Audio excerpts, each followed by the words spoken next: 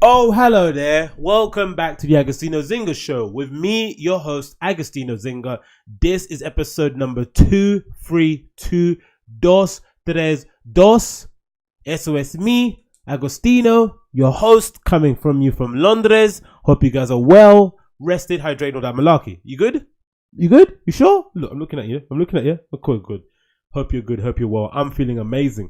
I've just come back from an amazing run. Gonna get this quickly in before I have to head off to work. So I'm gonna bang through the topics that I have today. But I'm feeling good. I'm feeling amazing. This is now day 2 of my Sober October experience. As I mentioned yesterday, I'm doing it. Because since I came back from a holiday, I went away. Blah blah blah. Shit happened. So I'm having to start it 9 days. Well, a few days after it kind of started. So I'm going to end my Sober October on the 9th of November. So if you guys are still hanging on that far ahead into November, then let me know via the comments. Give this video a like and let me know how you're feeling. But I've made a list of all the stuff I'm going to do, because I mentioned this, I was going to do that. And I think making lists and stuff and writing stuff down is really important. Goal setting, I've been a bit. That's the thing I think about church that I think was really good for me when I started going when I was younger, living at home. You have no choice really. Living in an African household, living in a fairly conservative household with your family and stuff, and they're all happy, clappy church fanatics and stuff. God bless my parents, but not for me right now. But at the time, the one thing that I learned that was really, really impactful was this idea of stillness, right? It was this idea of like enforced prayer, where you go to a place and you pray on a Sunday. You're not allowed to be on. I remember back in the day, I wasn't even allowed to be on my phone. Right, your mum will take your phone away from you. You have to concentrate to the preacher, listen to what they're saying. You don't have to take notes. You go to Bible study. There was a lot of reflection, right? But a lot of it came in the form of writing stuff down. They want you to write. Because I remember even when, smartphones started to have Bibles in it, a lot of kids in my church would like use their phones and say, "Oh no, but I'm using the Bible." So someone's caught using their phone, but no, look, I got the Bible on there. But over a period of time, they just kind of completely told people just to not use their phones, and just kind of get back to actually reading a good book in your hands, right? That kind of tactile feel kind of went a long way. But one of the big lessons I learned was to write things down, to make a list, right? We had a lot of those kind of, what are they called? Prosperity preachers. That's what they call prosperity preachers, sort of kind of people that would come in and tell you to write your goals down, how to make your dreams happen. Some of it was all bullshit. Some of it was all kind of like airy-fairy nonsense. But the idea of writing a list, and kind of like being specific in what you write. Like, sometimes they say to-do list. The best way to write a to-do list is not just to write, write essay. It's to say how many paragraphs you want to write. What do you exactly want to write about? That's good. That's a good to-do list to kind of run through. And then you end up doing more of that list than just writing a kind of blanket. I'm going to write today. Get specific about what you're going to write, how long it's going to be, what is a success for you, what's the bare minimum, blah, blah, blah, blah, blah. But I learned to do that, practice writing lists. And for me, I think it's a muscle memory thing, or muscle memory, where the fact that I'm writing it down, it kind of drills it into my head a little bit more. It kind of etches it into my brain a little bit more so than me just thinking about doing something. I'm sure most of you guys have done it so far with your shopping list when you go to a supermarket and stuff, using your notes app on your phone. The moment you write down, the moment I don't write something down on my notes app, I think I'm going to remember it. I usually forget it by the time I leave the shop. So I've decided to kind of go back to my old school ways and start to write things down. And I've got my entire list of stuff I'm writing here. So this is my kind of Sober October list that I've got here, holding up to the camera. I'm going to read it out to you guys listening via the podcast app. But essentially, I've got 7 overall goals that I want to achieve in the month of October. So the number 1 is to weigh 190 pounds, which is going to be about, what's that in stones? Let me update you guys quickly here, see what that is in stones. Units measure, units plus. I got this little app that can maybe do a little, where is it? Weight. What's 100? What did I say? 190 pounds, right? 190 pounds is 13.5 stones. At the moment, I weighed myself this morning and I'm finally down to 218 pounds, which is fucking amazing. I'm so happy I've finally got under the 220s. I've been 220 for ages, right? So now I'm finally down to 220, which is awesome. So I'm about, 218, I'm about 15.3 stones.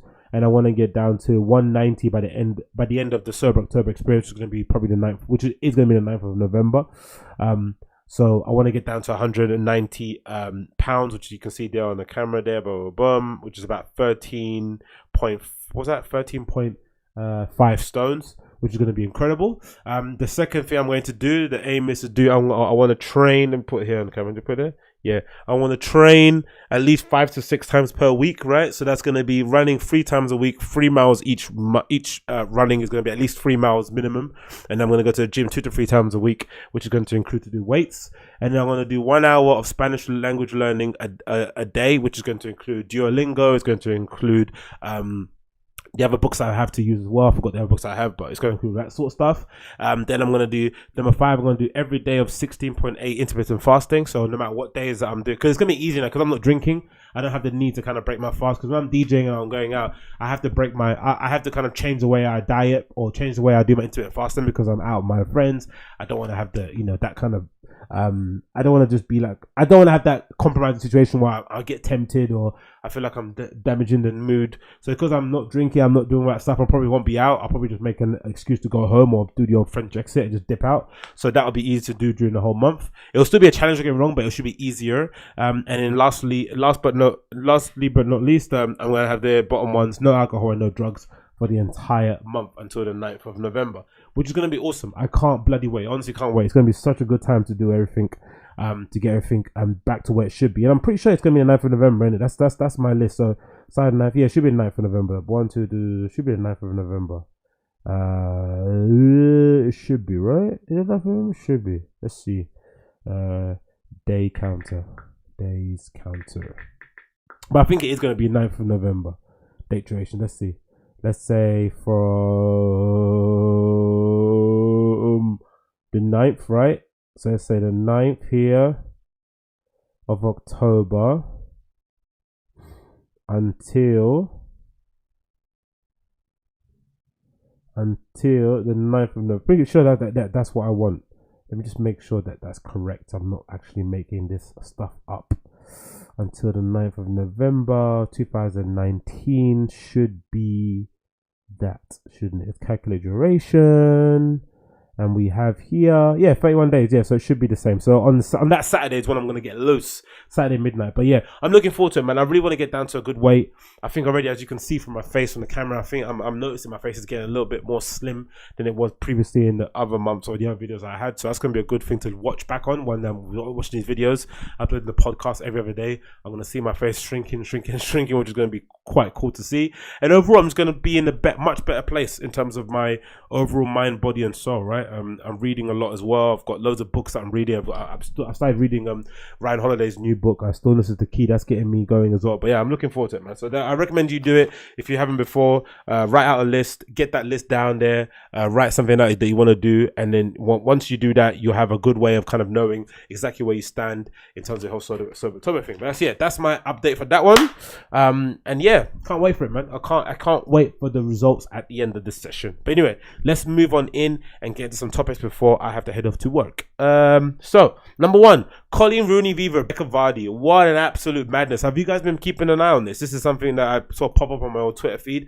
Twitter's been amazing in the last few months for me. I've kind of curtailed using Instagram. I don't really use that Instagram as much because I try and put my own content out. I don't really browse on it, so I don't really open it if I don't have to put my own content on it. And if I do, I just kind of post and dump. But I end up browsing Twitter quite often because it's got loads of articles I like to read and that sort of shit. And the trending page is really, really good in terms of kind of gauging what people are talking about and all that malarkey, right? So randomly, a story pops up about Coolen Rooney and Rebekah Vardy. I was like, what?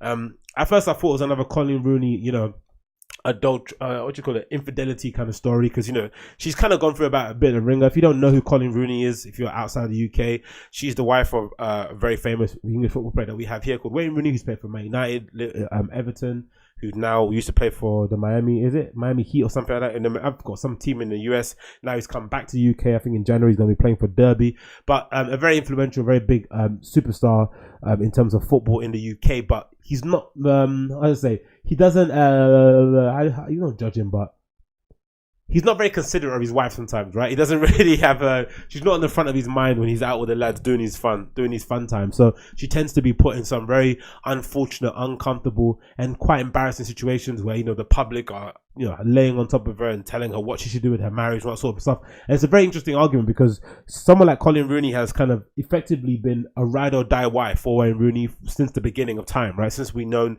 of Wayne Rooney as a footballer, she's been by his side, smiling, holding the house down, being his support system, looking after their children, just being the kind of the quintessential footballer's wife, right? Just holding shit down back at home.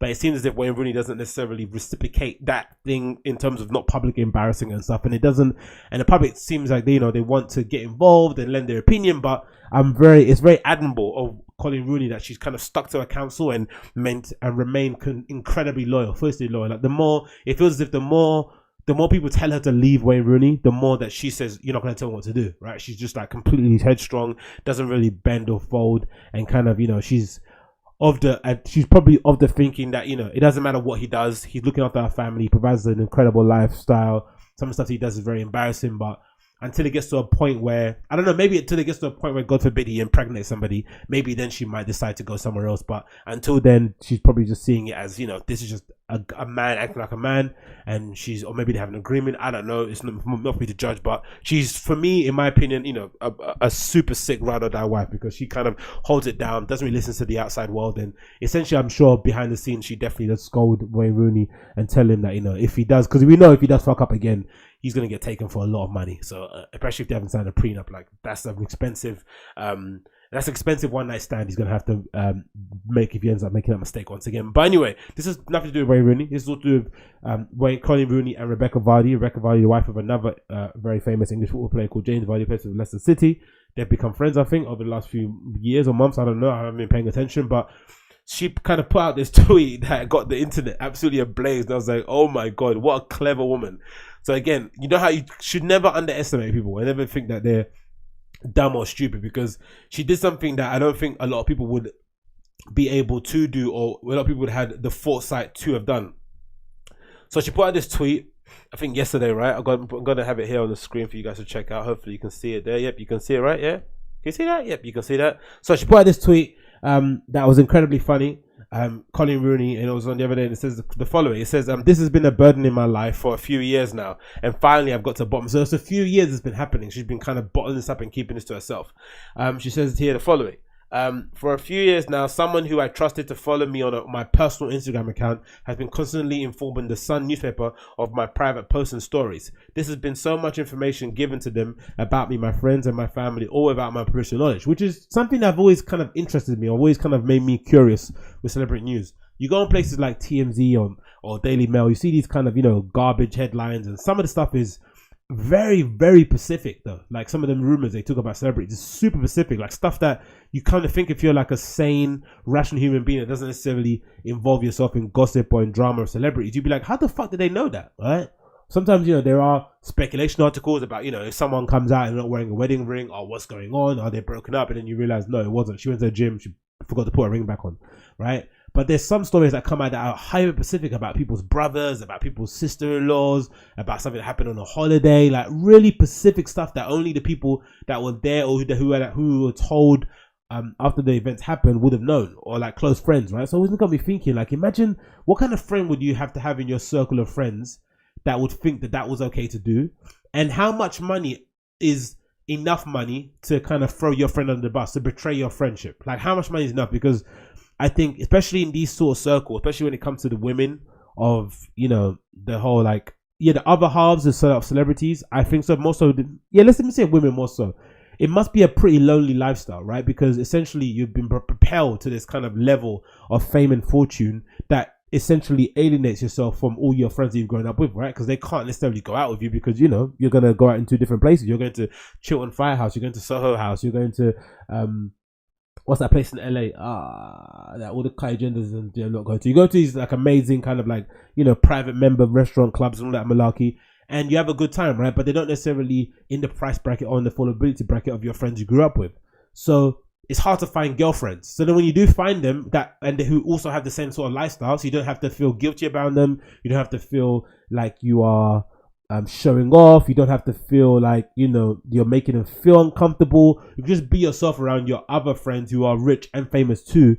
It must be super messed up for your head to figure out that this person who's also in the same sort of lifestyle that I'm in, who knows all the struggles, knows all the pain, knows how difficult it is the one also betraying me. Because it'd make more sense if it was your friend from back in the day, right? Because there might be some resentment there. There might be some jealousy there, some envy. But no, it's actually these new friends that you've made who know the trouble and the hurt that you go through being a celebrity, who are then kind of betraying you and selling your story. And it's like, how much money is enough to sell your story to a friendship, especially to some garbage paper like The Sun? It's insane. But anyway, it continues. After a long time of trying to figure out who it was, for various reasons, I had a suspicion. To try and prove this, I came up with an idea. This is where Coolen Rooney is a fucking genius, right? Never underestimate a wag. I blocked everyone from viewing my Instagram stories except one account. Those on my private account must have been wondering why I haven't had stories on there for a while. Over the past 5 months, I posted a series of false stories to see if they made it their way onto the Sun newspaper. And you know what? They did. The story about gender selection in Mexico, the story about returning to TV, and then the latest story about the basement flooding in my new house. Absolute genius. And it's incredible because I remember listening recently to Joe Rogan podcast or somebody else where they were talking about how shitty, how overrated we think our sense of falsehoods are, right? We think we can tell who's lying and who's telling the truth, but really and truly, like, there's no difference between a general. No, I think the person was saying there's no difference between the skill of being able to identify who's lying or telling the truth between someone on some everyday average Joe on the street and a 20-year cop. Right? They don't have any special skills that you don't have. It's just a gut thing. You just have to go with your gut and hope that it's right. It's a 50-50 chance of you figuring out that person's lying on it. There's no telltale signs. But what a clever way to find out who's feeding the story. Because on Instagram stories, I'm pretty sure you guys are aware that there's that way that you can block people from having. So if you've got like a private Instagram account, which you're a celebrity, and you've only let some of your friends follow you that are also in that celebrity field, and the promise is that you guys don't share or screenshot your stories to anybody else, you would only have a small amount of people you follow anyway, right? It'd be a closed account, probably 50 followers, maybe less. So it's easy to just go through your list of people when you're sharing your Instagram story and say block, and just kind of quickly tap on them. So for her to kind of go a kind of elimination process, right? Just probably clicking the first 5, then the first 10, then the first 15, and quickly going down the list until you get to a person that you think it is, and then purposely putting out fake story after fake story and seeing what actually lands on the paper. Absolutely genius stuff. It's been tough keeping it to myself and not making any comment at all, especially when the stories have been leaked. However, I had to, and now for certain which account individual it's come from. I have saved the screenshots of all the original stories, which clearly show just one person has viewed them. It's Rebekah Vardy's account. Wow. So one of her best friends in this whole wag world, right? Wives and girlfriends or footballers, is the one who's been feeding the Sun, this garbage newspaper, all these rubbish, sensationalized stories of her. And it now seems, well, if you're a Coolen Rooney, you will now know that all the stories that came out prior in those papers were possibly coming out from her too, which I think is disgusting from a friendship point of view, but also makes a lot of sense to me. Like I said, because from any time that I've browsed TMZ or Daily Mail, I've always wondered to myself, like, how the hell did they get this information, right? There's no way. Some information, it's like, if you go to, if God forbid one of the celebrities had to go to like a Planned Parenthood place, right? There's a nurse or a receptionist or just someone in the reception, another patient could easily recognize a celebrity and say, oh, by the way, I saw XYZ celebrity in the reception. Maybe she's getting an abortion. That could happen. But there's some stuff that happens. There's some specific stuff that happens beforehand that no one else would know about, that only your friends would know. They'd have to sell you out on, which is kind of disgusting. And I'm sure people would say, oh yeah, Jesus got betrayed, by Judas. But mamma mia, man. If you're a celebrity, like, really, how much money are you getting from the Sun? Imagine you're Jamie Vardy's wife, right? How much does Jamie Vardy earn a week? Let's find out how much Jamie Vardy said. Jamie Vardy salary. Let's see how much he gets paid a week, right? Jamie Vardy is currently on a salary of 80,000 a week, right? According to Google, right? He's on 80,000 a week, Jamie Vardy, 80,000 a week, which is no fucking chump change. Which is what a month. That's like £320,000 a month, which is what a year. That's like 3.8 mil a year without tax and that malarkey, right? And that's not including whatever his wife gets in terms of, her endorsement deals, maybe sponsorships on Instagram, all these other appearance fees, blah, blah, blah, blah. What could the Sun really be offering Jamie Vardy's wife that would make it worthwhile for her to leak stories about Coolen Rooney? Fair enough, maybe Coolen Rooney is the perfect friend to leak a story about because, she's a one-woman kind of content machine. There's always something going on in their family that they can kind of spin out and put it out in the public. But is your friendship, is that 20 grand really enough? I don't know how much does some pay for stories? 20 grand, 10 grand, 5,000. I don't know, a grand, maybe less. Like, is that really worth it to kind of throw your friend under the bus? I don't think so. And now you know what's going to happen in the second part of the story. Jamie Vardy's going to put that. Oh, I think Rebekah Vardy posted a tweet recently too, saying, "Oh, she's shocked and appalled, and she's pregnant in somewhere else, in another country, and she's going to seek legal counsel to kind of make sure people don't, say her name in, say accuse of something that she didn't obviously do." Well, the other solution could be that someone in her camp is using her phone, and then one of her sisters is using her phone and then leaking the stories of Coolen Rooney to the Sun paper. Or that could be something that's happening because she's a big star. Maybe she doesn't use her phone. Maybe she's not on her account all the time. But I don't know, man. It must be crazy, isn't it? Imagine being your friend and them doing that to you. It must be absolutely nuts. What a nutty feeling to have. So yeah, big up Coolen Rooney though, isn't it? She showed everyone that even though people think she's quite dim and she's quite, simple, that she isn't. She's a very, very smart girl. That is or very smart woman, sorry. What an amazing strategy to find out if somebody is snitching onto the Sun. And again, the Sun really proving, that they are the garbages of all garbages papers, isn't it, out there, right? Because for sure it's going to happen next. They're going to come out now and they're going to confess to it. They're going to say, yes, she was our informant. Maybe they can say that, or maybe not, because they might sign an NDA. They're going to do something. They're going to do something shitty to kind of throw Jamie Vardy's wife under the bus as well a little bit. Rebekah Vardy. It's just going to be an absolute mess. So for sure, keep an eye on it if you're interested in that sort of stuff. For me, it's a bit too much girl drama, but I just thought the approach was really, really funny and really interesting to kind of see. What an absolute clever tactic from Coolen Rooney. Big up her. And yeah, let's see how this kind of rumbles out. I don't know how you kind of. If you're a friend, you did this, you just have to probably throw your hands up and say, yeah, I'm sorry. There's no way of kind of rectifying this, but I'm sure most people that lie to this extent or they are this manipulative won't admit it. They're going to just keep riding that lie to the end of the earth, right? Look at Justice Smollett, as Dave Chappelle likes to call him. He's still kind of out here kind of protesting his innocence. So, you never know. She could surprise us all and just admit it, or she could just continue just riding that kind of lie all the way into the sunset. But yeah, Coolen Rooney, smart woman. And next we have here Tyler Perry Studios. As you're aware, Tyler Perry had an amazing little gala event during the weekend. I think BET weekend. I'm not sure what else was happening during that weekend, but it was just an amazing celebration of his successes and his birthday as well at the same tied in at the same time.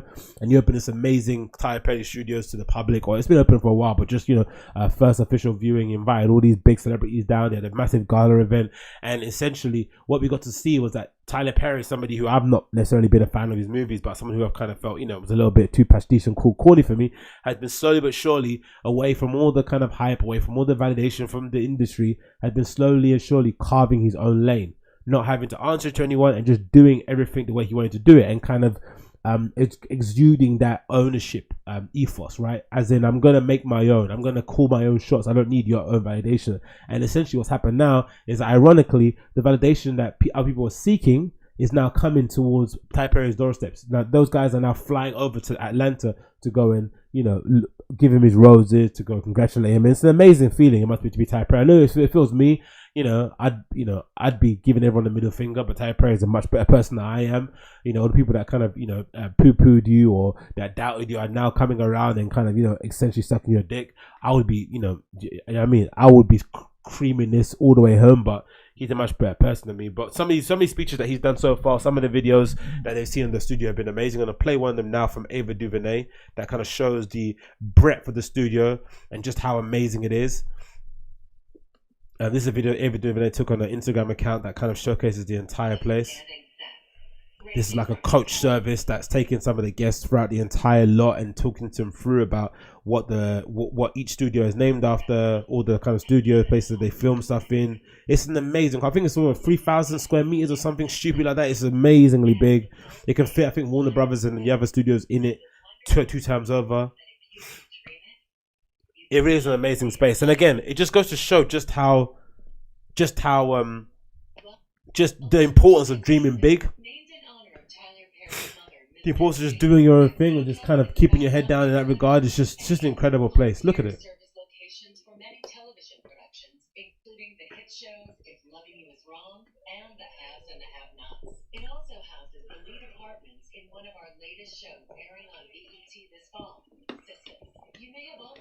Wow. be used an unlimited amount of times. Another Wow. interesting Wow, wow, wow. thing is that contrary to other studio backlots, most of the homes here were built to code and permitted with the city of Atlanta. So all the houses that are built in the studio are to code, so people can actually live in them. They're not just prop houses, not just kind of like stuff with just, cardboard facades and, like little studios inside that you can film in. They're actually houses that you can actually, live in after their use as a studio is kind of rendered null and neutral, which is an amazing tie, loads of sustainability methods that he's kind of tied into it. And again, just an incredible space overall. They've got an exact replica of the White House, which is insane, which is for his show called The Oval that he's doing there. Just incredible thing all over the place. And again, each soundstage is named after a famous black icon, which is incredible too. He's even named one after Spike Lee, who's kind of his long term adversary in the film industry, someone who kind of hasn't really given his name any respect over the years. When you're both winning and you're both getting older, I think the older you get, the less problems you have with people. You just start to think, you know what, this isn't worth it. They decided to kind of squash the beef and kind of bury the hatchet, and he's decided to name one after him too. Loads of amazing spaces there. But the one video that really got me thinking as a Denzel Washington studio there, one thing that really got me kind of thinking about this whole thing was Tyler Perry's comments that he said about what kind of spurned this idea to start these studios to kind of go down this route. I think it's something you mentioned happened in 2005, right? Where can I see it? Yeah, here it is. So Tyler Perry said he didn't dream big enough. So listen to what he says here about making sure you dream big enough. This is really a key thing. I want to tell you something. There was a moment that happened in 2005 at the Legends Ball. I promise you, and I wish people would. That's Oprah's Legends Ball. Oprah's Legends Ball, yeah. Invited me there. My movie had just come out. Diary of a Mad Black Woman had just come out. First movie. Not a lot of people knew me in the room. And I'm sitting there wondering, what am I doing in this room? And Yolanda Adams is sitting next to me. I think I said it out loud because she goes, you belong in the room. Leaving there, seeing it. That's the first thing you have to get over, right? When you're trying to achieve your dreams. That imposter syndrome. It's something that's hard to kind of come around to. I think sometimes some people say the more work you do, the less of an imposter syndrome you tend to have, right? The more work you just churn out, your brain starts to catalog all the kind of stuff that you have in your archive, and it starts to make sense while you're there, because then you start to like tally up or start to like compare yourself to people else, people in your room. It's like, okay, cool, they're doing work, I'm doing work, I was in this gallery, I mean, there's like some sort of similarities happening there, but it still does feel a bit weird when you're in a place in a room with people that you've long admired, people that you've kind of watched all their Breakfast Club interviews, people that you've followed through magazines, people that you've watched all their films, people that you've listened to them on podcasts, you've kind of absorbed every bit of content they've put out there. It's kind of hard to kind of see yourself on the same level as them. But the moment you do is the moment you start to realize that all the things that they've done are within your reach too. That's the kind of first thing you have to get over. But listen to this other bit. Touching it, tasting it, feeling it, the excitement of what it meant to see a black woman be able to do that spoke to me in so many ways. And I'm on video saying, listen, in my Cartier glasses, my zoot suit, thinking I'm looking great. I said, I'm just absolutely floored. And my thing leaving here, I'm going to dream bigger and dream more. And it opened me up to believing anything is possible. So that was a seed. That one event is what showed him, okay, cool, I need to be dreaming bigger. That's an amazing thing. And I think we've all been in that situation where somebody has done something, or especially somebody you're in your social group. It always works that way better because you've known that person for a long time, right? You can kind of see them, you know who they are. Like, I don't necessarily have, like, for instance, I don't necessarily have like a lofty or like a far out opinion, or like I don't see professional footballers as otherworldly, because I went to school with a lot of professional footballers, right? One of my ex kind of classmates, or someone I went to school with who I knew back in the day, was Mark Noble, who plays for West Ham. He's kind of, a West Ham legend by and large, right? A one club man. Or before he kind of played for Arsenal back in the day when he was a kid, but he's essentially been at West Ham his whole life. And I knew him when he was playing for West Ham when he was in school, right? He was a good player, don't get me wrong, but it was nothing that I could see that he had probably a level of natural ability that gave him the advantage, but there was also this idea that because he was right next to me, I could see what I needed to get to. I could see the level that I need to get to if I need to be a footballer. Of course, it didn't work out for me in that regard, but if I wanted to be a footballer, I could see what my level, what my bar was, what the bar needs to aim towards, because he's right there next to me. He's not some kid I'm watching through TV, right? And that makes it much easier for you to kind of deal with, and it also allows you to dream bigger, because like, hold on, if he's doing it, I can do it too, because he's a kid just like me. And I think for Tyler Perry, that must have been such a crucial moment to be in that place and to be like, no, I belong here. This is where I should be, right? Seeing somebody like Oprah being celebrated, or seeing just that whole celebration of, black excellence, quote unquote, it probably inspired him to be like, hold on, no, this is part of my trajectory too. This is part of my trajectory too, and I just need to kind of focus in, dial in, and then I'll be able to kind of be on that path too. And I think that's probably why a lot of entrepreneurs say to people, "Oh, you need to kind of change your social group. You need to kind of hang around people that are successful," because the part of the route to be successful isn't just the hard work, isn't just the due diligence. It's this idea that surrounding yourself with people who are also consistently chasing after their dreams, who are not spending money on Supreme or buying sneakers or going out to random places, who are using every amount of coin that's coming into their pockets to kind of funnel into their dreams, who are spending every minute they have free looking at new Facebook campaign articles, who are testing out new marketing strategies, or just kind of constantly on the hustle. It's going to make you kind of constantly on the hustle too, because it's something that you can't help. It's in any avenue, right? If you're a gamer, hang around as a gamer, essentially you'll get good at it too, because you're consistently being exposed to that world. You're streaming online, you're hanging out with them. It's the same sort of thing happening again and again. I think that's what's happened this entire period. It's really flipping cool to see. And again, for me, like I if it was me and I was Tyler Perry, I'd be like middle finger to everybody. But he's a much better person than I am,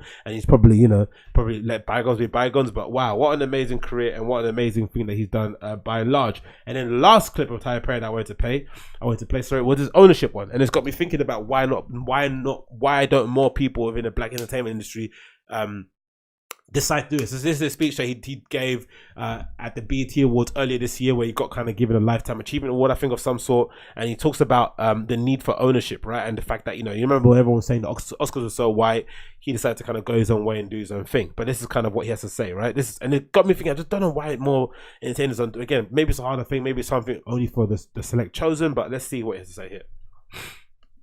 It's coming up. There you go. Boom.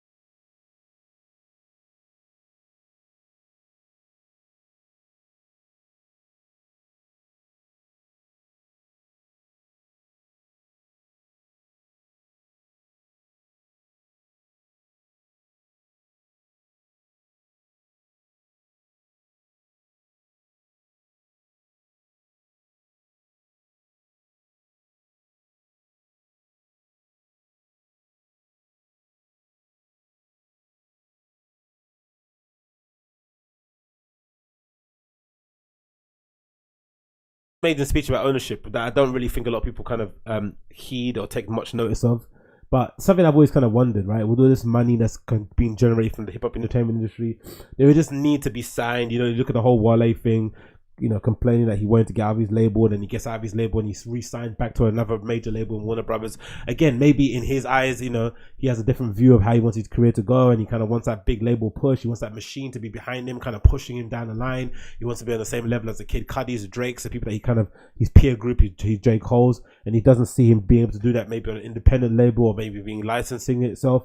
But this need to constantly be a situated next to a big brand is very interesting to me, especially within a niche community, especially within an underrepresented community, right? You'd think that you'd want to have more ownership, you think you'd want to have more points of ownership within a small underrepresented community, because then it would make your influence more far reaching, right? Yeah, it'd make your influence more far reaching, because essentially you wouldn't have to be dictated by these big corporations, right? You could dictate the terms. They would have to meet you at your terms, because you have all the audience, you have everything prepared, you have your own studio, you have your own cameras, you have a ready-made audience that are engaged with what you have to do. You don't have to go to them to get a draw. They have to come to you to get a draw, to get the validation. And I've wondered, maybe it's a harder route to take, like independence in music, right? It's difficult to kind of decide to kind of, go out there and find your own marketing team, go out there and decide or design your own marketing run, go out there and try and figure out what packaging you want to do, figure out what the best places to go to radio and do interviews with. These are all things you have to do kind of on your own as a team. But there are a lot of artists that are doing it that kind of way. So with the support of major labels, they kind of use the major label just as a kind of funding machine and then completely keeping all their operations in-house. That works as well, but I would like to see a little bit more of an independent stamp. People just, taking the lane to be like, no, I'm going to do it completely on my own. This is the way I'm going to do it. I'm going to sell it through my own website. I'm going to have all the tickets funneled through my own platform. I'm going to partner up with a ticketing processing company or whatever it may be called. Do it all myself, and then when you get to a position where you're undeniable and there's nowhere else you can take it on your own, maybe then partner up with a big label. But again, it's an amazing story. Tyler Perry, congratulations. The Tyler Perry studio is amazing. That sign on the highway that he has with saying Tyler Perry Studios on the way to Atlanta is just completely awe-inspiring. And again, I think that kind of inspiration will go on and ripple through, the passages of time, and we'll hopefully see a lot more of the newer generation kind of taking that mantle on and deciding to do that thing in the near future too, because we need more of that, man, going forward. Whether it's in the US or UK, we need to see more people, more underrepresented communities that decided to take things in their own hands and not waiting for the man to give them permission. That's what I would say. Next on the list here, we've got some very interesting comments from one Casanova regarding 6ix9ine. As you are aware, 6ix9ine is going through, or has gone through, a big trial in the US concerning his involvement with the 9 Trey gangs, concerning his involvement with gangs in general in New York, concerning the whole way his career went from 0 to 100 in the space of a year, and then it kind of culminated in this amazing kind of, made for blockbuster TV episode where he essentially ended up snitching on his entire crew. But if you look at it from a humane point of view, it's not the most amazing situation, because the people that were involved in it, their lives have completely been ruined by this kid who they decided to kind of use as a clout machine, use as a kind of, a human cash point, has now effectively ruined the entire lives of everyone involved in the situation. For some people, you'd say, the kids knew what the guys knew what they're getting themselves into, right? Those street guys getting involved in street business, doing things in a street way. There's only one way you can end, right? Especially if you're not doing it in a smart way. And we can never say they were doing it in a smart way, because some of the stuff they were doing was so brazen, so ridiculous that it kind of made you think of these guys actually had brains in the middle of their heads. But a lot of the conversation is centered around 6ix9ine being a rat, whether or not 6ix9ine is going to be able to come back off of this in his career and be able to have a career, because now we've learned that through his testimony of snitching on his other co-conspirators or other people that were within a gang, and detailing the illegal activities they were doing, he's now going to get a reduced sentence. The time that he served in jail is going to count towards time served. So essentially, he might be able to get out by the beginning of next year now, especially since they've moved the court date forward. They want to get things out of the way quickly as possible and lock those other guys up, so they want to get him out. He's supposed to be rejected witness protection, and he wants to just come out and resume his own career, which is very interesting too. And it's just going to be an interesting case to see how it goes. But a lot of people are saying he's a rat. How's he going to be able to survive in America, New York? But it's not really that big of a deal. I think if we look at people like George Zimmerman, right, the kid that get killed, the guy that killed Trayvon Martin quite brazenly, there was a lot of talk about what he had done within the black community, and I'm no one to be telling anyone to do anything, and I'm not condoning violence, but there was this idea that he was going to get assassinated on the street, something happened to him, but nothing happened to him. He was perfectly fine. He was going on talk shows, he was acting a fool on social media, and we kind of assumed, I think now we've kind of realized that he maybe is suffering from some sort of mental illness. He's not really all there in the head, but he's living a pretty normal life nowadays. Again, it's not maybe the best of lives, but he is still living and breathing nowadays, and nothing's really happened to him.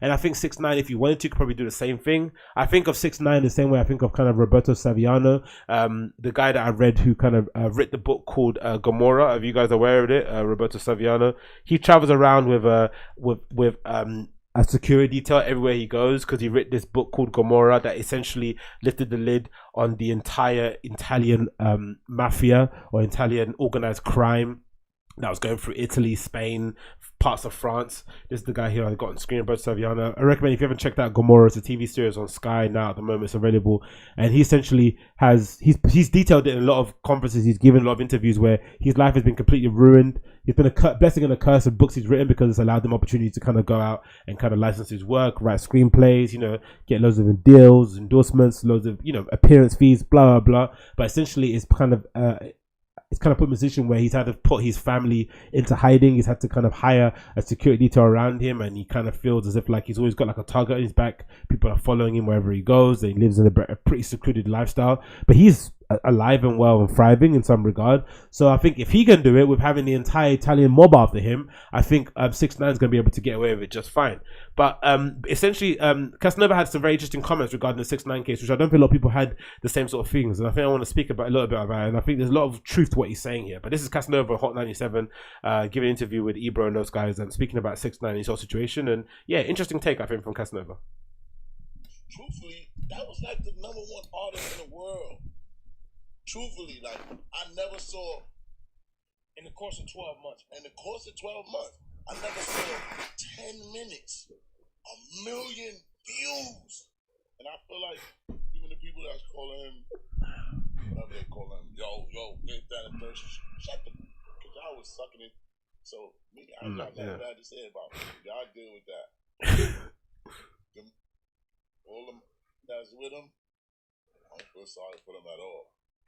I'm saying they went the wrong route to begin with. Who even care about them people that he took off the street? Because nobody cared about them before they met him. They was bums. So who gives a? At the end of the day, you know what I'm saying? Nobody not jumping out the window and do nothing. It's crazy. Truthfully, that was like the #1. Which is a very good point. He makes some pretty good points there. #1, 6ix9ine was one of the, I think a lot of people said even when he got locked up that they missed him on social media, right? There was always something happening. He was kind of he was the apex of mastering how to kind of manipulate social media to your will, right? There was always something happening. There was always something that he was kind of at the butt of the joke of. He just knew how to manipulate social media, play that trolling game, be a bit of a walking, living meme, and he did it probably the best anyone kind of done it of this new generation. Then you have on the side of it, he actually made some really good tracks, right? Tracks that I think even when the album came out, people were very surprised of how good it was. His collaborations, every single was in the top 10 on Billboard 100. He just had a very keen eye and ear about, being able to hone that sound and do it in the right way. Really, really precise on how he did his artistry. Obviously, the street affiliation had some kind of weight in it, but the street affiliation was odd because the way they had it, the way they did it was so heavy-handed. The way the 9 Trey Bloods went about kind of, having this guy be one of their artists and kind of putting him under their wing was done in such a heavy-handed, such a brazen way that it kind of seemed as if it was complete amateur hour. Like, how could these guys be an organized crime unit when they were just doing things so ridiculously obvious and they were inviting all the attention to come on them? If anything, they should have been completely quiet. They should have probably had him as far away as possible from their illegal activities so they can continue going on that way. And I just didn't see what the benefit was for the 9 Trey Bloods to have 6ix9ine stand next to them. I know what it did for 6ix9ine, right? But it didn't have any reason why they should be standing next to him. They should have pushed him as far away from them as possible. If they had to extort him for money to fund their own legal activities, fair dues, do it, right? Tell him to Venmo you, tell him to Cash App you. But why are you getting him involved in your illegal activities in the moment, right? Why is he holding guns? Why is he in the car when you're robbing people? What is happening here? This is absolutely ridiculous. So that was the thing that was kind of crazy. And of course, these guys are career criminals, right? It's not as if they're like kids that have just, again, it's unfortunate how it's ended. They're snitching on them, but this is sort of the life that you've kind of chosen. But for 6ix9ine, especially the people in the industry that are like, poo-pooing him, the problem with the industry is that, as we know, it's an incredible fickle industry, music. The moment he comes out and he gets some sort of traction again, the same people that were calling him a rat or whatever it may be will be the first people that would be kind of questioning whether or not they should be collaborating with him. And that's where the morals and the principles of some people go out the window, because people don't really have morals and principles for the most part. People just generally go to where the point, maybe not the point of least resistance, but they go to the places where they are assured that where they're going to get something at the end of it, right? Like, I know I'm going to get a check. I know I'm going to get something from standing next to this 6ix9ine guy. So I'm going to put my moral principles to one side and just stand next to this kid. That's what most people do. And you're going to see that happening very, very soon, because I think 6ix9ine situation is going to be a watermark situation or a landmark moment for the entertainment industry or for the world in general, especially when you look at the stuff like Trump, because I think people think the world operates one way. People think that, but in reality, the actual reality of the situation is that in the same way that there were people who were like secretly who were publicly saying they would never vote for Trump, and when the election came around, they all privately voted for him and he won, everyone was surprised. It's the same way you're going to see people that were saying, oh, 6ix9ine should have a career, you snitch, the rat, whatever regard it may be. But in private, they're saying they can't wait for him to come back because it was fun having him around, right? That European tour that he did with the interviews with Tim West, we were, I couldn't take my eyes off them, right? He went and met fucking Balotelli, hanging out, doing that shit. That was incredible stuff. So if he is able to come back out again, resume his career, it will be a moment of reflection, because what it will show is that people generally don't really give a shit as much as people think they do. What they care about is the music. What they care about is the content that's being produced from it. All this other stuff, if anything, this is going to add to the kind of narrative. And if 6ix9ine is able to sit in prison now without drugs, without alcohol, and think of it, because let's think of all the things that he done beforehand, where he was under the influence and sniffing and do whatever he was doing. Imagine he's able to think clearly about his approach as he comes out of prison, right, post snitch, and do the actual marketing run of this properly. He could find a way of packaging the content, or packaging what he done, testifying in court against his co-defendants or against his fellow gang members. He could find a way of twisting it in a clever way where he makes it seem as if it was all a long-term plan. This is all part of the long journey he was meant to do. Because if anything, if he wants to, I wouldn't doubt if he came out and started saying, this solidifies him as like a legend forever, right? No matter what happens, if he dies tomorrow, I'm going to be a legend regardless, because I was able to have this career within a year period, go to prison with this massive kind of, RICO charge in the back of my neck, snitch, come out, have another year, and then if anything happens at the end of it, but like that's like an amazing kind of like fairy tale run that he's had.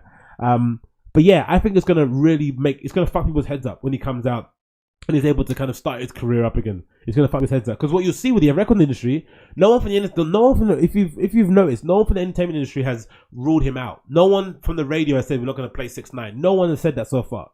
There were people that had cancelled Chris Brown. They cancelled R. Kelly. Who else they cancelled? They cancelled the person who dissed Nipsey Hussle after he died. Who was it, man? They cancelled them. They cancelled a lot of people, right? But no one's cancelled 6ix9ine and said we're not going to ever play his music again on the radio. No one's done that. And the same people that were clamoring to get him on the radio to have the interview, for sure Breakfast Club are going to interview him when he comes out of prison. That's for sure going to happen.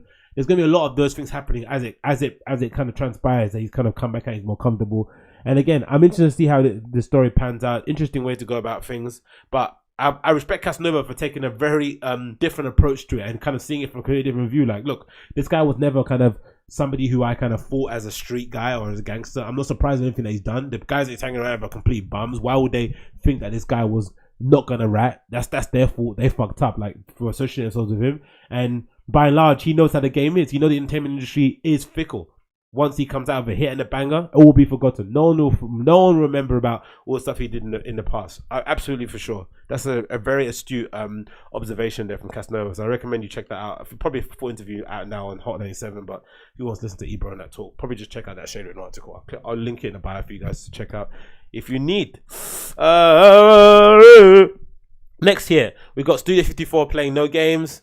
D54 owners, as you guys are aware, because I've watched the documentary. I'm sure some people might have watched documentary too that came out a while back. Watched in the cinema, right? That was beautiful documentary. But they've come out and completely slammed Michael Kors for using Studio 54 as a reference to their legendary nightclub, and they've completely ripped into pieces, man. Like, they did not play games. So this is an article from Mixmag. It says the following: Studio 54 co-founder slams Michael Kors for his new fashion line. Studio 54 and Michael Kors, you're like, what the fuck? Doesn't make no sense. So it says the following: Michael Kors, American designer and longtime judge on Project Runway, released a new fall 2019 influenced Studio 54 collection. But co-founder Ian Schrager says Kors never went to the notorious nightclub, right? Let me see if I can find the actual thing. I want to see this Studio 54 example, because he's there. Ian Schrager says he was never there, man. You weren't there. Do you know what I mean? You weren't there. That's a Cameron, right? You weren't there. You wasn't there. Like, it was awesome. That's a little piss take. Let's see if I can find this Michael Kors collaboration, this collection. He says he wasn't there. We don't remember you, mate. Let's see if I can find it. Michael Kors. And I'm not mad at Michael Kors for the look that they're able to present, right? That middle America sort of glam. I'm not mad at it, but again, I'd imagine if you're a Studio 54 person, I just love the fact some people can be that snobby. Be like, no, there's some people who I don't want to be fans of my work, right? And Michael Kors is one of them, right? So this is where is it? Okay, this one I think I'm talking about. So I think he's talking about this one, the fall 2019 collection, right? Is it this one? Must be this, right? Full on 70s, the Deuce. Huh. Is this the one? I think it's this one, yeah. So this is the collection that I think he was annoyed by. So it's full winter collection 2019, right? There's a lot of C54 references here that I'm sure you guys can make out. Gigi Hadid there looking awesome as per usual. Those boots look incredible. So yeah, where's the C54? This is not this is kind of C54-ish with the boots and the flares. Loads of shirling, loads of nice patterns, loads of amazing hats, the glasses. Yeah, a lot of C54 vibes in here, right? You can see. Okay, that dress is so C54. Tina Turner, you can see wearing that all the way in. Probably it's a complete rip of what she probably wore while she was in there. Or Diana Ross, sorry. Yeah, so loads of C54 references we can see here.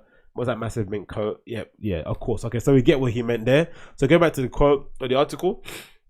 354 was a former nightclub, more so of a hedonistic paradise in New York City in the 70s. We know that, along with its infamous sex balcony, restrictive dress code, and open club drug use. 354 has a celebrity guest list with the likes of Andy Warhol, Cher, Freddie Mercury, and David Bowie. Michael Kohl's costly collection includes an oversized puffer coat and crushed silk blouse brandishing 355 logo. Oh, it's got the logo on it. Really? There's a logo on it. Shit, he took the logo. Cheeky bugger. Wow, where is it? I can't see the logo on here. Suppose there's a logo on here. Where's the logo? He put the logo somewhere. Oh, there it is. Yeah, Mamma Mia. Okay, no wonder he's pissed. I'd be pissed too. Look at that. He put a C54 logo on there. Can you do that? I think maybe. Oh, it's just the number in it, right? What it's got? Does it say call on it?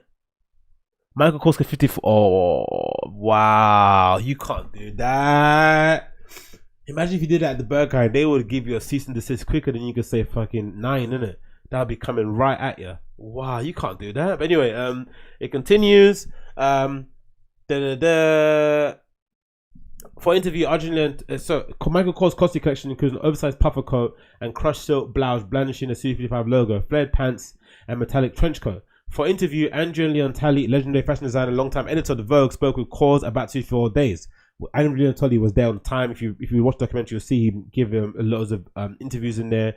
I think he's interviewed a couple of interviewed Ian Schrager too. I think Interview Magazine's checked out too. Kors explained his experiences in the club. Everyone was having sex on the balcony. A lot of people were so high on Quaaludes that you could see them fall down the stairs and go directly onto the dance floor. However, Ian Schrager went to Instagram to debunk this myth, stating, "I don't." This is Ian Schrager, right? He left the comment. Public hotels. I don't believe Michael Kors was ever at 54. I certainly don't remember him, as he made no impression. This is nothing more than an obvious exploitation by a garment center person. Oh, fucking hell. To sell some clothes that has nothing to do with studio or what it's about. Ian Schrager. Wow. Absolutely demolished him, right? Not having it in the slightest. Mythology will never know. So yeah, maybe he was there. Who knows? I'm inspired by nightclubs. I think we're all are. I think nightclub culture, especially in that era, must have been something, to marvel at. Especially imagine the first touch points, right? Because I always remember like my first experience going to the Berghain and stuff like that, right? Or even my first Fold experience, right? Imagine being the first person to go in those kind of places, right?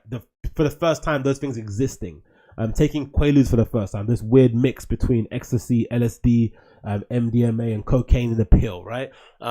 Enjoying life, like having sex, meeting new people, celebrities, all this sort of stuff. It's just, imagine that whole entire hedonistic lifestyle without cell phones, without kind of smartphones. For the first time, it would leave an impression on you, right? Even in this day and age, right? When you're a grown-up dude and you're doing your fashion collection and you're trying to draw inspiration from all your life experiences, like that will form a real big part of your life. Like I know for me, if I ever grew up or if I ever became a fashion designer, I know a lot of that era that I came up, growing up to going to warehouse parties and going to the strip in Dawson Kingsland, that would maybe influence a lot of my collection that I kind of put out. Like that kind of idea of being this nighttime merchant, right? This nighttime warrior, this nighttime ninja floating through the streets, going in between places, going from club to club to bar to bar to bar, to spot to spot to spot to spot, and then kind of wrangling up at Brick Lane at 9 o'clock in the morning on a Sunday at Cafe 1001. Just that would have been part of my lifestyle that I would have been very, very aware of in some way, shape, or form. But yeah, what an amazing put down from Ian Schrager though. Just happy not having it. Again, I admire that kind of level of just like saying, no, you are not there. I do not want you to be associated with my brand. Get the fuck out of here. But yeah, you can't be doing stuff like this, right? You can't be having the logo or flipping, C54 on a puffer jacket that has nothing to do with C54 whatsoever. Like even that lady there is looking, I was thinking, hey, come on, dude. That's a nutty shit. But hey, I would like to see Berghain. I'd like to see Berghain merch done the same, because I know some people reacting, because I know Vetimando of Balenciaga did little photo shoot where there was this guy standing in front of a green screen of the Berghain, like modeling. People are outraged about that, but I'd love to see them do a flip on the burger. They probably wouldn't do it because a lot of the people that are modeling for Vetements or involved in Balenciaga behind the scenes are probably associated with the Berghain crew. I'd assume so. So there's probably a lot of respect there, but that'd be pretty cool to see. Or like an ode to all the big clubs around the world. Maybe that place in Tbilisi that was really cool in Georgia. There might be stuff like that will come out of the woodworks. But yeah, what an amazing put down by Ian Schrager. Just not having it about Michael Kors. You cannot take my name in vain. Fair enough, man. Fair enough. Michael Kors has learned his lesson. Next on the list, what do we have here? We have... Oh, my fucking back is killing me, isn't it? Absolutely killing me. I got a little bit of a tweak after doing some back squats in the gym the other day, but you know, what can you do? So, next on the list, I think I'm gonna click on here was the Innervision label night. Talking about nightclubs. Fold, the legendary London nightclub that I've championed from the very beginning. I went to the first party. I went to a couple of other parties, henceforth. I've recommended it on my YouTube channel here for a while. I've recommended it here on the podcast, and some people have reached out to me who've been able to go. So big up you who've kind of reached out to me and said, you know, how it's been and given and asked for advice. I've been able to do that, and I'm just happy now that it feels as if the Fold has kind of reached another chapter. I think there was a period in time where it felt as if like it was a bit dicey. They were kind of struggling to get people to come through the doors.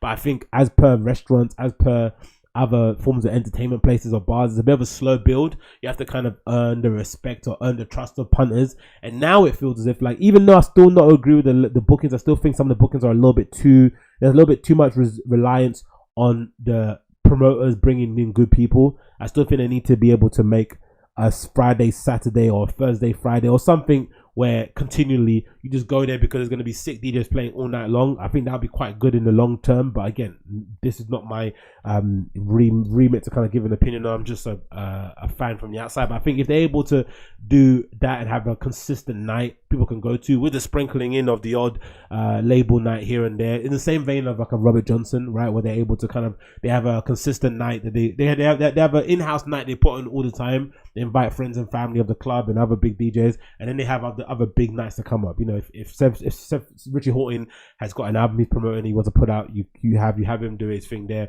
But by and large, have this complete kind of Rolodex of big DJs playing week in, week out, and it kind of keep itself going. But that being said, they have a big label night happening very, very soon. On the 14th of December, Innervisions London 24-hour party. So they don't have them all the time now. I think when they first spoke about Fold, there was this idea that it would be 24-hour every week, but it seems like they got a license, particularly for certain times in the month. But by and large, it's still up until 6, which is good enough for London. I don't think there's not many places in London you can go to party from like 10 till 6 anyway, so it's still good enough for us. But this is going to be a full 24-hour party from 12 on Saturday all the way until 1 a.m. on Monday mornings. It's going to be an absolutely insane night. Innervisions are putting on a rave at Fold. Innervisions, if you're not from where, is the Dixon Helm label that's kind of been at the forefront of pushing kind of electronic music, or that kind of deep techno electro kind of sound, you know, into a forefront. I'm sure some of you guys are familiar with some of you guys are familiar with Jimmy Jules. You know, some you're familiar with the whole Dixon kind of affiliated crew, Tricks, all these guys. You know, they're out here doing some really good things. And they put on some amazing parties and some really cool and interesting places.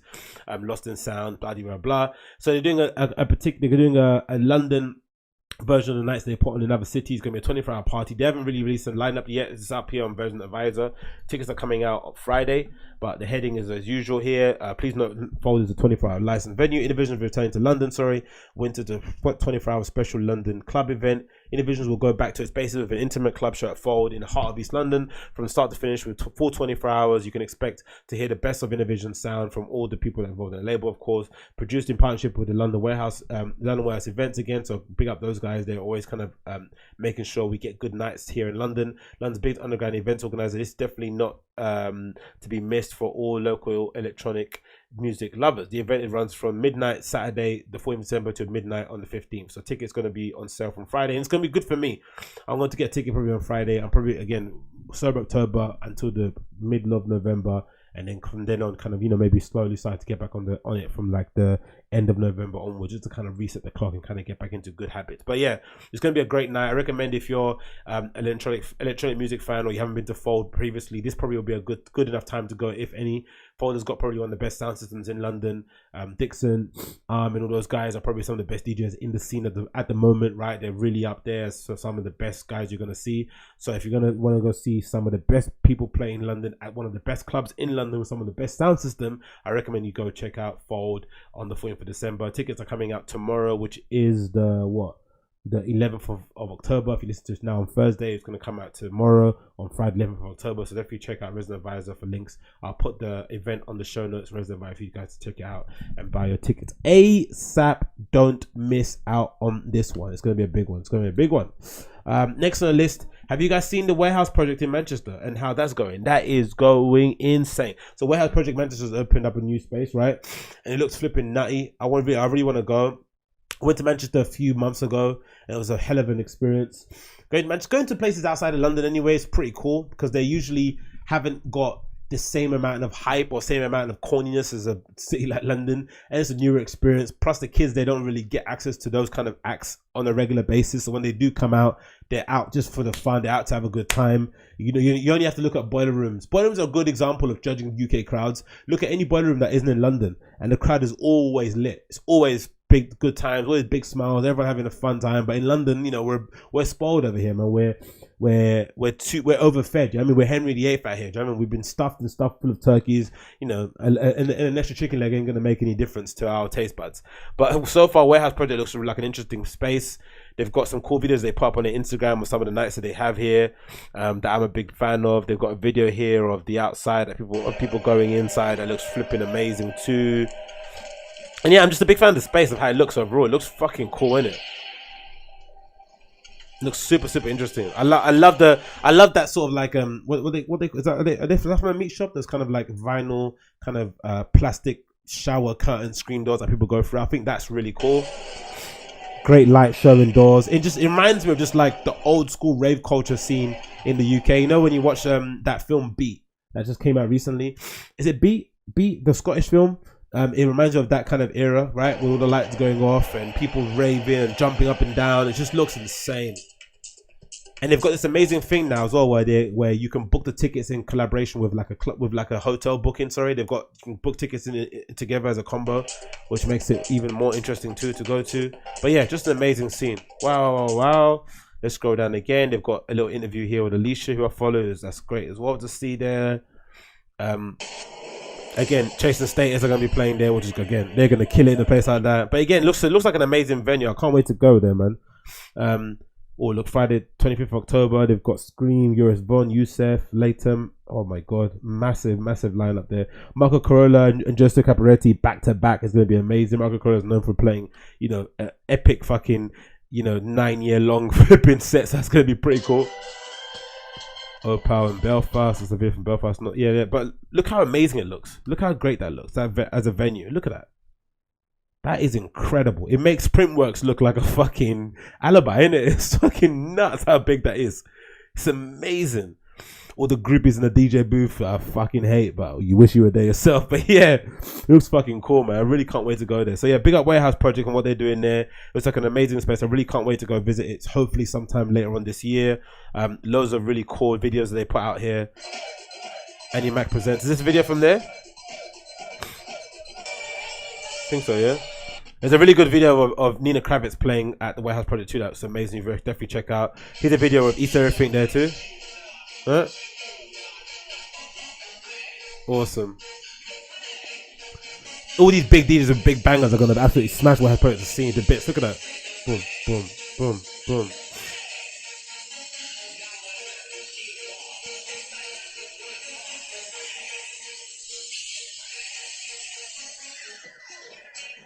Yes.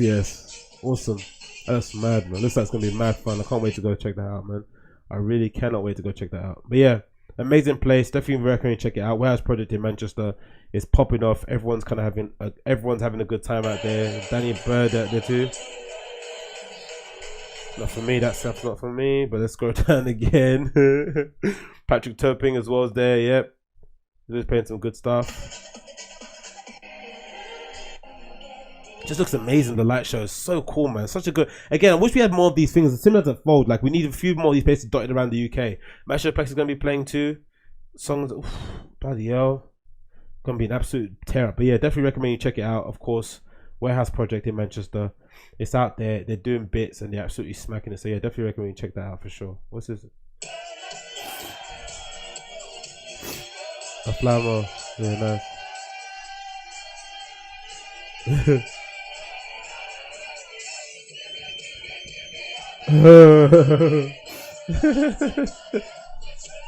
You gotta love Raven, innit, man? Give me a man.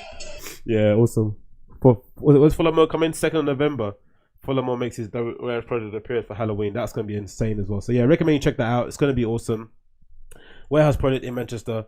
Here we go. But yeah, you know what? That might be it for now, mate. I'm gonna come back on the other side for another episode. But yeah, thanks again for tuning in. I gotta get off to work.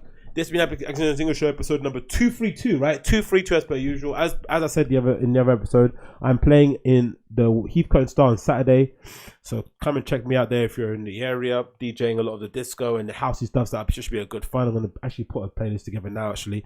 Or when I came back, actually. When I come back from work, I'm going to put a playlist together with stuff I want to play. That should be a good time. But apart from that, all links regarding myself are going to be in the bio. My links to my websites, all my social media are all there. If you want to support the show via Patreon, do that too. Lend me a little couple of quids to get a new couple of cameras and all that malarkey. That'll go a long way into helping making the show nice and shiny. And you never know, I'm able to get a studio too somewhere down the line. What else? All DJ mixes and stuff you can find down below too. Link to my SoundCloud was there. You can find me there as soundcloud.com/DJ Handsome Blackman. Find me on there. Some good mixes there. Some stuff I played in Berlin. Some other stuff I played here in London. Some cool stuff there.